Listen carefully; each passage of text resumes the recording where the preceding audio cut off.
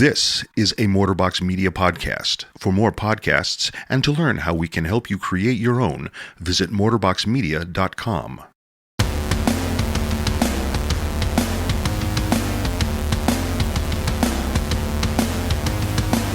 Welcome to Women AF Podcast, a podcast hosted by three friends currently drinking rum because today is a shit show. There you go, Nicole. It's the whole song for you. I like it. Playing in my head on repeat all day. Today is a shit show. You wrote that yourself? I did, yeah. It was hours of like concentrated, really thoughtful lyric writing. Mm-hmm. I really wanted to get into the depths of the emotions that's happening today. Yeah.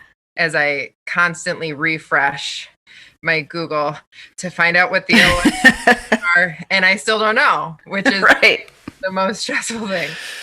And then walking away from it, repeatedly saying, I'm going to walk away from this. I'm just going to wait until we have results. But then coming back to it like a bad ex and clicking refresh again. Yeah, it's really hard to walk away, even though nothing happens. Yeah. Oof. Yep. Quite a day. Quite a day. Nicole, a shit show. It's catchy. It is. It is. It really is. I like it. Yeah. It's accurate. Thanks. So that being said, let's talk about our drinks. Yeah. Let's. Yeah.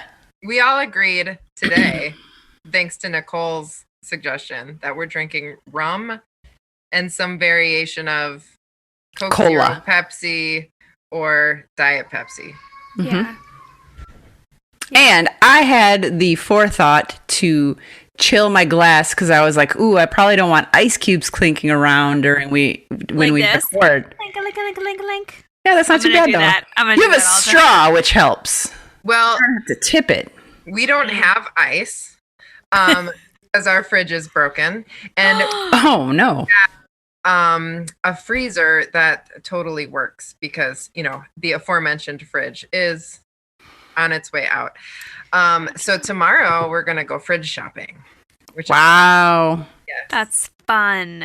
I'm very excited to drop at least $1,500 tomorrow. Whew. Yep. That I wasn't fully planning on. It is important to keep your food cold sometimes though. So I guess. Yeah. I mean, I guess. Well, so we had a feeling it was going bad when the freezer continued to leak. Continued to leak over and over. And then the repair guy came out and he was like, yeah, we don't even make this model anymore. So if it goes, it's just going to go. Oh. Okay, well, let's try to push it out as long as we can. And gradually, like, our milk and produce started going bad quicker and quicker. Ugh. Well, now it's we get about 2 days out of milk. Oh, that's no good. No. So then we took a meat thermometer and stuck it in the fridge and closed the door. And it was like 50 something degrees and it's supposed to be like 30 something degrees. And so I was like, well, that's not healthy. Why everything is going bad. So we decided that prior to Thanksgiving leftovers and all like that food stuff we're going to make, we should probably have a fridge we can put it in. Yeah. You just got to do it. Yeah. Measure. So we first moved into this house we're at currently. It's our first house. And every single appliance in the kitchen broke down on the anniversary of when we moved in. So like year 1, the stove broke. So fun. Year 2, the fridge broke. Year 3, the microwave broke. Year 4, the dishwasher broke. And then now we want to do flooring. Anyway, my tip is make sure you measure everything. Like how the door opens and everything. Because we didn't. And we almost got screwed. So measure. That makes a lot of sense. With height, depth, I did not try the swingy door situation because it's like got its own little cubby, a fridge cubby as it were. So we have some pretty exacting measurements unless we want to cut into the cabinets. Right. Yes. which That would not do be it. fun. Yes. And fridges Well, can get real expensive. I saw like an $8,000 fridge today, and I was like, "Excuse me, what?" for Yeah. sure. Well, they got all kinds of fancy technology. Like it can be a mirror and look at your food, apparently. Have a list on it. It's crazy. But you could also open the door. I feel like that's a thing, a piece of technology that fridges have. Yeah, yeah, Agree. Door opening. Yeah. Yeah. Agree. I don't want to always have to see that. Right. It doesn't look good. No. Right? No, it doesn't. Unless you're like a fancy fridge Instagrammer. Should be. I'd follow that. Yeah. Can you imagine that LinkedIn header? What do Nope. you do? I am a fancy fridge Instagrammer. Yes. Okay, on that hard derail, and despite anxiously awaiting election results, how is everyone doing? Oh, fine. I will say that Halloween was amazing in that it was kind of just like normal Halloween for us, which was really, really fun. We went trick-or-treating. There were a good amount of houses that were participating, but like doing it safely. And, some houses had like candy chutes or candy slides set up, and they'd fun. like shoot the candy down and drop into the bag or whatever. And people dressed up and just kind of waving from back in their garage. It was just really, really great. And the weather was amazing, and the kids didn't even wear their coats. So That's awesome. I know you never So get that here. costumes on full-on display. Yes. Which never happens. Exactly. It was really exciting. And now they're getting a little older so they can like last longer. So Nice. they made a haul. Like we went all over the place. So yeah, it was super fun. It's crazy to think that Halloween was 5 days ago, because it legitimately feels like 5 years ago. In fact, I does. forgot Halloween just happened until something just now. Same. Yeah. That was a 100%. super highlight for us. So That's Yeah. awesome. Nicole, Yeah. how was Halloween in your house? It was good. It started off bad. So my oldest has stomach issues. Always has. Like she had silent reflux. Anyway, she's always been my pukey baby. oh. Yeah. And I think back in January, we had this horrible stomach flu that went through our whole house. Everybody got it. I got it. Jared got it. All the kids got it. It was horrible. And like on the same day. So I feel like I still have a lot of stress from that. Little PTSD from that. Well, yeah. Yeah. And on Saturday morning, I hear it. Like it's 6 o'clock and I hear it, and they both my kids share a room. So I don't know which one it is. So I like bolt out of my room, run as fast as I can to see which one it is. And granted, I'm not a morning person, so it takes a while for things to process. I see it's my oldest. I run her to the bathroom, and then I'm conscious, like, is this a, household thing that's going to happen? Is this going to be, like, what is this? But also, this is my puker. Like, she does this often. If she doesn't eat enough the night before, she wakes up and pukes. Oh, wow. Yes, it's the best. So thankfully, like, she was acting fine. She kept on, like, saying she was super hungry. And then we fed her, I think, too much, and then she puked again. Anyway, so that was Saturday morning, and it was rough.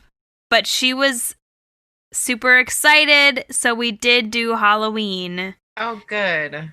And she did, like you said, Carrie, everybody was so amazing. We only went to a couple places because my kids are still little, but everybody we went to, like, they had a table down at the driveway, like end of the driveway, so you could just grab it and like run away. But it was so fun to watch them. She really got into her costume, and it was really cute. Yay, I'm glad she made it. I'm glad she got out of awesome. her. Yeah, it was good. Oh. And she was fine after that? She was fine. I swear, it's something's going on with her. I don't know what it is, but she's just a puker. So I know just what it happens. is. It's Puking? the world. Yeah, she knew. She knew. She knows. She knows. Yes. She heard. Yes, this is true. This is true. We got 2 trick-or-treaters the entire night, and they came No. What? together in one visit. Only 2? Yeah, we don't Wow. normally get a lot, so we Oh. really didn't get many. So we ended up playing trick or treat. We played trick or treat in the house. So the way our house is set up, we have like a hallway with the bedrooms and the bathroom, and so it was us, and then my mom was there. So one of us was the adult with the 2 trick or treaters, and then the other 2 like took like handfuls of candy and went and hid somewhere in one in each of the rooms, and then they would count to 10, and then so it's kind of like hide and seek plus trick-or-treating, and then they would like knock on the doors and say trick or treat, and then if we were there, obviously we'd give them candy, and then if not, they would keep knocking on the doors until they found us. And then we did 3 rounds of that, so each of us like took them trick-or-treating, and then we played put the eye on the monster, or pin the eye on the monster, and ring toss with witch hats. And we did our monster crafting, had Kraft macaroni and cheese, and watched the Kraft Legacy, all as promised. Cute. And we watched the original Kraft the next day, and we're gonna watch the Covenant this week, because we're just gonna keep going, because this Do it. whole week feels like a witch hunt or witch fest or witchcraft or something bad magic-y. Yes. So we're just gonna go with it. It sounds like an amazing Halloween, honestly. Yeah, it does. Yay. Aw. I'm distracted by Adam just like doing his hair, and he can't even hear us, but if you're on Patreon, you just saw this like flowing man mane, like a romance cover novel. There was. You missed it, Adam. We were just talking how you look like a romance cover novel. I heard you. That's why I started like really flourishing. Good. Yeah, that's what they call me, a flowing man mane. Nice. Maybe for the next Adam themed t-shirt, it could be a fake romance cover novel. Oh my God, yes, please. I approve that message. I love it. Nicole, can you get on that? Because I I want to got see this. Yeah, That I would got be this. amazing. I'll send some shirtless pics your way, Nicole. Oh, gosh. No, I'll Or you Photoshop. could It's just, like, fine. Dress up as a pirate or something. I mean, Right. Yes. True. that. True. Flowy, ruffly shirt, right? Like yes. open in the front. Oh, yeah. Or on a horse. You got any pictures Oh, on yeah. a horse? Yeah. Or just unicycle it up again. Maybe we just really hone in this. What would be the name of the romance novel featuring me on a unicycle on the cover? I approve. Hmm. I don't know. It would be like the approval. Yeah. The Yeah. approval. That's good. That is good. It could, and that could have like a series of verb-related titles. The approval, the condemnation, the confusion. I think this podcast is derailing. It is. Yep. So maybe we should get on topic Fine. of judging parents. And I say this as a parent, judging other parents, but really this is a topic for all of us to unite on, because whether or not you have kids, we have all judged parents abundantly. Sports have been real weird this year, but really what hasn't? However, we still want to feel normal, and normal in my house is getting together as a family and watching the Seahawks play. Okay, mainly Jared screams at the TV and I eat chips and salsa, but it's fine. One of our go-to places to get decked out in fan gear is fanatics.com, and Guess what, guys? I am pleased to let you know that Women AFers can get exclusive offers too. We have gotten everything from jerseys to car decals to t-shirts to leggings with the team colors, all at fanatics.com. And now you can too. By going through our website, womenafpodcast.com, clicking sponsors, then shop all your fan favorite gear. That's Women AF Podcast, and click sponsors to find those fanatic deals. And so, let's talk about being judgy, but in a fun, unifying kind of way. Yeah, in a ignorance way, like how we judged prior to having kids. Yeah, both maybe, because Okay. like I haven't stopped judging some other parents, but I am maybe simultaneously less critical of some things and way more critical of other things that maybe I wouldn't have thought of before. Oh, interesting. So, like, everyone's got an idea of what it's going to be like when you're a parent, right? And you say all these things you're going to do. My kids are only going to eat, handmade baby food Yeah. of fresh steamed vegetables that I got from the farmer's market that morning. And I will spend hours preparing this food and lovingly feed that to them, which they will then love and, No fighting. Yeah. right, no fighting. No. It'll be this perfect scenario. Yeah. Right, we've all done that. Yep. Yeah. And then you Yeah. give them the first chicken nugget. And From you're like, McDonald's. From McDonald's. Yes. Yes. I'm not gonna lie. So when we went apple picking a couple weeks ago, we were in we had some friends with us who do not have kids. And what my good friend is like a super healthy person. And we stopped at like so normally the Apple place like has a restaurant, but the restaurant was closed. So we had to like figure out food. So I packed lunches, but like the kids were not surprisingly hungry above and beyond the insane amount of food I packed. Like there was eight of us total, including the two kids. And I packed 10 peanut butter and jelly sandwiches. I packed pouches. I packed goldfish. I packed we had a seriously huge amount of apples while we were picking them. I packed like veggie straws. I mean like I was like, we're only going to be gone for 4 hours. Like there's no way that this will like, but no, we ate it all. And then they were still hungry. So we stopped at the gas station and got, gas station, the colored juice that's mostly chemicals and, the gas station treats that kids live for. And my friend did not judge me, but the whole time I felt like super heavy mom guilt because I was like, this is totally it's not like we do this all the time, but I was like, this is totally something as I like would have judged other parents for back in the day, So you're judging yourself. Yes, assuming my friend, who has not said anything to me at all, is also judging me. Because I would have judged myself had I been her. Does that make sense? Yep. Yeah. Okay. Definitely. And yeah, food is a big one.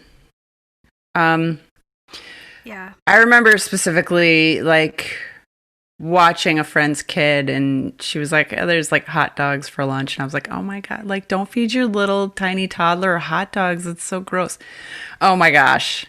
The crap I'll feed my kids now. Yep. Because if they're picky eaters, they wear you down, man. And I would say for the most part, my kids eat pretty healthy. Like I try to give them healthy food, but I am not going to like not give them a hot dog. If that's what they're going to eat and they need some protein and I'm just going to call it a day, Have you seen the hot dog toasters? Sorry. What? I think You know so. what I'm talking about? I Okay. think so. Yeah. I totally used to judge the fact that this product existed. Exactly that reason, Carrie, because you're like, don't get it for your kids hot dogs to the extent that you need a hot dog toaster. It's literally like a bread toaster, but it's got 4 slots for hot dogs that you can insert this way, and then 4 slots for like the buns. Yeah. And then you pull it down like you would a toaster, and it pops up with the hot dogs and buns all freshly toasted. Shut up. That's fancy. I know. Fancy. Like, Do you have one? no. I want I one. mean, Nicole's all about it. I know. She's like, we will have It hot toasts- dogs every day so that I can use this hot dog toaster. It toasts the buns too? Yes. That's fancy. It is fancy. Your mind is blown. I love that. Technology, man. Yes. Did you guys ever do... So one of the main things that I used to judge other moms on, or rather other parents on, is when you're out to dinner and there's a crying child there. And you're like, come on, people. Yeah, well, 2 things. One is if there's a crying child. 2 is if the child or a different child is on their tablet all the time. And then in both scenarios, I'm like, wow, what ignorant parents these are.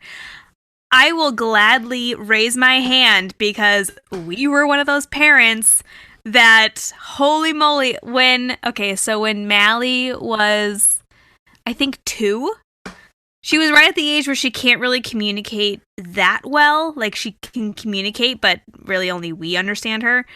And she's very much a, like, order person. So you have to tell her ahead of time what we're going to do.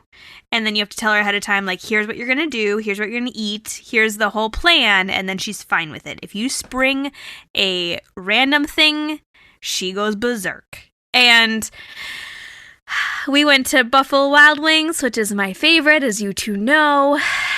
And we ordered the mac and cheese and not whatever other dish that they had. She flipped out. She screamed in that place. Like, I couldn't settle her down. Jared couldn't settle her down. Nobody could. It got to a point where we didn't even eat our dinner. And the waitress came over and is like, can I help you? And we're like, box us all up. We're leaving because this isn't happening. And I felt so bad because everybody around us was like, oh, those people, oh, they can't control their kid. And I'm like, yeah, but it happens. It does happen. And I will say to anyone who's not been in that experience, it's like way worse for the parents in that moment. Yeah. Oh, yeah. Yeah, it's not like they're just like, oh, this is fine. Like, it's not like they're not thinking about all the other diners in there, or like the same on a plane, right? Like, that can be just so stressful. But yes, if you're taking a plane trip somewhere with a little kid, you kind of have to do it. You're not doing it because it's fun and you want to do it. You know, you got to do it for whatever reason. Yes. And it's just hard for people without kids to, like, I think when people without kids are judging parents, they're thinking, what a shitty parent, right? Like, right. Yeah. But it's like, it's the kid, okay? Like, right. The kid's the one they're unpredictable. They don't have the mental capacity to do what you want them to do. Like, that's not how it works. It's just hard for a non-parent to understand that just because you're the parent of a kid doesn't mean you control that kid. Right. I also feel like in this country, we're like not okay with kids being kids and acting the way kids do. Like, there's this expectation that kids have the capacity to act as adults. And if they don't, like, there's something that's fundamentally wrong. But really, they're just acting the way that kids act. Granted, there are shitty kids. But absolutely, generally, like, most of the time, kids are just being kids, and like, they're not being outrageous. Now, if there is a situation, okay, now I'm going to tell you a real Judgy story that I stick to because this was outrageous. I was on a New York subway in like It was a pretty clear car because I was on my way to Coney Island. And those cars do not get many people at that point. Like, cause it's a long ass ride. It's like an hour and a half in the subway, right? To get all the way out there. Anyway, so this woman comes on and it's above ground at this point. So this woman comes on with her kid and she's like sitting there on the phone. And this kid who's like, somewhere between 5 and 7, which I realize is a big range, but like I couldn't really tell exactly how old this kid was like going nuts in the car, like jumping on my seat, like trying to go in my bag, kicking me, like, and like then the other couple people like was just acting up. And then when like some lady was like, dude, your kid keeps like kicking me and trying to grab my bag, the lady who was not paying attention the whole time because she was on her phone, like yelled at the woman who said something. So there are shitty parents, and Yes. Yes, they do happen. Yes. definitely. But I do think the majority of parents are honestly trying the best they can and trying to raise their kid the only way they know how and that they think is right. Right. Yeah, that was definitely a parent problem, it sounds like. Yes. Yeah. I'm not going to blame the kid for that. A kid No. that's like that misbehaved in that type of a situation, I don't think that's the kid's fault. No. Now, if the situation were like the mom was really trying and like the kid was just like outrageous, like maybe that is a different situation, but she was just like, whatever, I don't care. And maybe the kid's like this so much that she's like, hey, strangers, you deal with my kid for a while. Like, I deal with my kid all the time. That's also very possibly what was happening. Yeah. And honestly, that's a little bit understandable. Yeah. Yeah. I've seen that happen in some videos I've seen where like the kid is like the parent just doesn't know how to treat the kid or how to handle the expressed emotions that the kid is feeling or like how to help him through these emotions. And so the parent just checks out. Like they're just done because it's overwhelming. As a parent myself, it sucks when they get into those modes of like super high energy, super like in your face or like wanting to love you, but really they hurt you. And it's so hard not to be like, all right, step away and just look at your phone or something like that. Yeah. Yeah, for sure. I will say I was, did you guys see that? What was it? It was somebody took a picture of a mom walking, like she was on a walk with her kid was in a stroller, and she was on her phone. Did you guys see this picture or this talk that happened? I don't think so. Mm-mm. So somebody snapped a picture of her and was like, wow, what an ignorant parent that you can't be present for this walk that you're on with your kid, even though your kid's like sitting in the stroller. And she, I think, was an artist. And she came back with, what you're not seeing is the 24 hours that I spend with the kid that I am present. Like this was my 15 minutes of I need to de-stress. I need to zone out for a couple minutes. And I know my kid is safe in the stroller. I'm looking at my phone because that's what I need to do. And I keep thinking about that and thinking like I was the person before kids that was like, wow, you mother or you father, like you're not even looking at your kid, you're looking at your phone, when there's a lot more to the story than what we're seeing. Yeah. And that's exactly what judging is. It's you're making a conclusion based on what? You don't know. You don't know the rest of the story. You don't know if you see, someone give their kid candy at the park and you're like, oh, what a great choice. Maybe that's like the once a week treat that kid gets. They're like having a special moment or something. It's just that kind of thing. You don't know the rest of the story. You don't know how picky that kid is and, that the mom just needs him to eat something that day or whatever. And you don't know if that kid has any kind of disability. That's another element, like I'm thinking of that kid on the train, that could have been someone who just had some sort of behavioral issue or whatever. That's very true. And I think those are the kids and parents that get judged like on a daily basis and, to their face. And it's really sad because, those parents are working overtime and doing extra, and it's got to be the hardest. Yeah. I've had family and friends post articles and like put very passive aggressive things like, look, research shows you should pay attention to your kids, and all like when you're on your phone ignoring your kids, like it's doing all of these things. And I'm just like, first of all, you don't have kids. Second of all, you come over to my house and you're on your phone the entire time. So like, stop that shit. So like, I don't know. It's funny because like people will be like so hypercritical of parents when they do like, even if their kids like don't have kids, they're like literally do the exact same thing. Like they're being critical of, like for the people that are being hypercritical about eating, it's like, okay, well, do you eat in the way that you're saying my kids should eat? Because if you don't, then I don't want to hear it.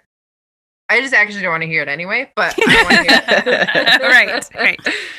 Yeah. Or do you think about too, like when I was a kid, my mom was on the phone a lot. It wasn't like texting, but it was calling her friends, calling her mom, like she was on the phone calling people and talking to people so much that it's kind of the same thing of like, if I'm texting, I'm not calling somebody, but maybe I'm looking on Facebook, or maybe I'm texting somebody, or somehow trying to have my time for a little bit. Or reading the newspaper, or watching the news, or reading a book. Like I feel like those are all really common things that like our generation's parents did. Yeah. All the time. And like that it's essentially the same thing, because we're also probably reading the news or watching the news. Right. Even if it's social news, it's still news. It's news. Snapchat gives me my most important information that I need to know day to day. Oh yeah. And I don't know. I never saw the rule where it says that when you become a parent, you immediately have to be a perfect human being 100% of the time. Wait, they didn't give you that contract in the hospital? I don't know. I assume other people have it because that's how they act. Like that's what their attitude kind of says. But I did not see that rule. Yeah, it's like the baby comes out and then the nurse hands you the baby and the handbook. Well, I've gone wildly wrong then as a parent. Wildly. Oh man. Actually, Carrie, you made a good point earlier about like disabled kids or kids like special needs kids. I have a few friends that have differently abled kids, and it's fun. Or even like I grew up with a kid who he lost his arm at birth. It was like the umbilical cord was wrapped around it, so they actually had to amputate it right after he was born. Damn. And like growing up as my friend, I realized he didn't have an arm, but also I didn't really think about it because it, as a kid, you're just like, this is my friend. He just doesn't have one of his arms, like no big deal. But he's a parent now. And I just feel like as a parent of a differently abled kid, or as a differently abled parent of a kid, like it's just like it's that everything is that much harder, right? Oh my gosh, yes. Yeah. Oh yeah. Not speaking from experience, but I can only imagine, Yeah. Like it's not exactly the same thing, but I think about like there have been multiple times when I am by myself with the kids and I'll get an extreme low blood sugar. And when that happens, I cannot safely pick up the kids because I could very well fall over and drop them, or just drop them or whatever. I am relatively mentally incoherent in that I'm functioning in that moment as a parent as if I'm like wasted off my ass until I can get food. So there's been multiple occasions where I've been like shaking on my way to the kitchen because I was like, I gotta get sugar. Otherwise, like my kids are literally not safe right now. And like I'm eating the candy from my kids' stash, and like they're like, Mommy, I want candy too. And I'm like, nope, you can't have any. This is Mommy's sugar candy. And then it's like, then I just sit there sweating and like shaking for the next probably 20 minutes, hoping that my kids are fine. Like and that's like something like diabetes. I can't imagine like things that are more serious, right? More serious physical disabilities, either from the kid's perspective or the parent's perspective. It's got to be really hard, like all the time to deal with. Yeah, I agree. I mean, yes, I agree 100%. I do. I don't know if it was a article I was reading. Something was about it was the perspective of a parent who had a kid that had some malformation on her face. And constantly, like, there was never a time where they could walk through the grocery store and people were not staring at her kid, and how much it hurt the parent to have to explain, like, no, honey, like, they may be staring at you, but it's, like, don't take offense, like, it's not really you, like, they have to just see more than just what's happening. I can't, that's like a whole nother level of parenting, is if you parent somebody with issues, not issues, but like an obstacle that you have to talk through with your kid. That's so hard. I couldn't do it. Ugh. And exhausting. And if you see that parent at the playground staring at their phone while their kid is playing, then you mind your own business. Right? Yeah. They've had a rough time. Yeah, and then you convince your kid to go play with her kid because, dang it, that kid needs friends. There you go. That kid needs nice friends. That's right. Damn nice it. Friend. You tell him, Nicole. Damn it. You give him the handbook. Yes, I will design it beautifully and hand it to them. You need this. With Adam on the cover, we can pretend it's a romance novel. But really, it's a parenting handbook. Oh, dear. Is there anything that, as a parent, you see other parents do and you're just like, oh, don't do that? Now? Like, now that you have the experience? I'm sure there is. Yeah. I'm sure there is. I feel like my mentality is more or less like, not like, oh, you shouldn't do that, but more like, ooh, I've done that. I know what's going to happen later. So, for instance, some of my friends, when their kid, there's like a stage between, I think, like 1.5, where the kid just doesn't want to sit still. Like, she just doesn't want to get her diaper changed. Oh my gosh, yes. Castle, and it's like wrestling an alligator. It's horrible. Yeah. And one of my friends gave their kid a phone every single time that they would change. Oh. And it wasn't like I was judging her, but it was 100% like, that's going to suck later on because I've done that and it sucks later on. Like, it's less about I judge you and more about like, oh, honey, your future self is going to get so mad. Yes. I did that with giving my kids like a treat, or not a treat, but like a snack every time we would come home from daycare so that they would be calm on the ride back and they wouldn't get hungry. But then the first time I forgot those treats, they screamed the entire 45-minute car ride. And then, ouch. Like, yeah, that was a bad idea. Yes. The only thing I get really judgy on, and only because I think that it is actually problematic, is for when I'm at some type of event and I see parents forcing their kids to hug or kiss family members. Like, to me, that one is a painful one. Like, I've had people do it to me where they're like, you give her a hug. And I'm like, look, your kid doesn't have to. And they're like, no, they're going to do it. And I'm like, no, it's okay. And they're like, yes, they will. And I'm like, I'm so uncomfortable right now. I don't want to hug your kid. So like, that one is tough for me because that one I feel like ends up being super problematic later. Yeah. Not like I'm looking at the parent like you're so awful and terrible, but at the same time, I'm like, okay, think about what you're doing. You know? The implications of it. Right. And what a weird thing to get hung up on. Yes. And I've definitely seen people that I know do the same thing, like insist on hugs and make the kids feel bad if they don't want a hug. And you're like, why? Why? Yeah. Did you guys get that growing up? Oh, yes, Adam. I'm going to call on you. Autonomy of one's own self is a very important thing to instill in a child. So I had a mom who forced me to hug people. I hated hugging. I hated it. And it's very important, I feel, to instill that in a child because it sets them up to be able to protect themselves and stand up for themselves when a creeper does try and do something and they don't just go, oh, well, it's an adult and I have to follow along with it.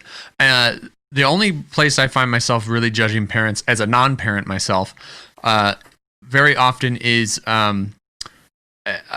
social media, especially with really, really young children. Maybe judge is not the right word. I have a lot of respect for parents who make the decision, I'm not going to show my child's face on social media until they are this many years old and they have a say in it. I don't judge the people who do show their kids on social media, but there is a part of me that's like, yeah, I think if social media had been around when I was a kid, now that I'm an adult, I would probably look back and see all my parents' pictures of me and go, man, I really wish you hadn't done that. I wish I had had a say in what pictures go up of me. But anyway, autonomy of self, it's important. Yes.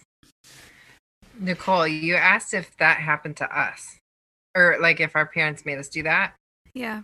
So my parents never forced me to hug everyone. I actually had the opposite thing where I wanted so desperately to hug everybody that I think maybe a good lesson, and maybe my parents tried. Probably my parents tried.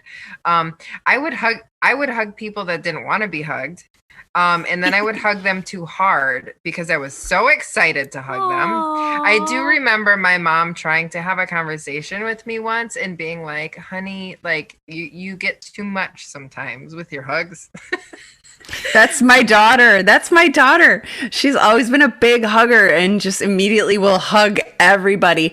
But also she's always been like extra big for her age. So it's like she doesn't know her own strength and she'll just be like, roar, and just like crush this tiny child that's her friend, you know? And I'm like, all right, we need to talk about this. Yes, that was 100% me. So much love to give. So much love to give. Oh my goodness. I think back and I get real cringy about all that. It's so cute though, right? It's so cute. It is if you stop at the appropriate age. You do. You have to have that conversation and be like, not everybody wants to be mauled by you, my dear. Yes. That was a hard lesson for me to learn. Yes. I still have that conversation with her regularly just about her brother. She's very affectionate with her brother, and he's like, get off me. And I'm like, man, you got to respect what he wants. So we're working on it. Yes.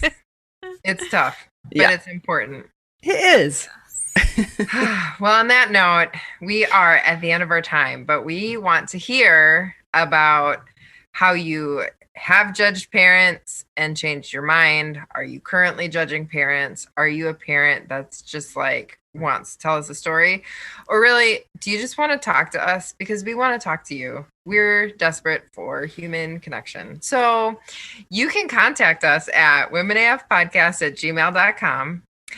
We will definitely read your email if you email us, or you can find us on social media at Facebook, Instagram, or Twitter at WomenAF Podcast. If you want to see this amazing video and watch Adam, do his hair stuff. I don't know. What is that called? Like toss his hair. Toss his hair. I don't know. It sounds way dirtier than it actually was, but it was just kind of funny. Anyway, but if you want to find all the behind the scenes videos, you can go to patreon.com/WomenAF podcast. We are Women AF, and we know you are too.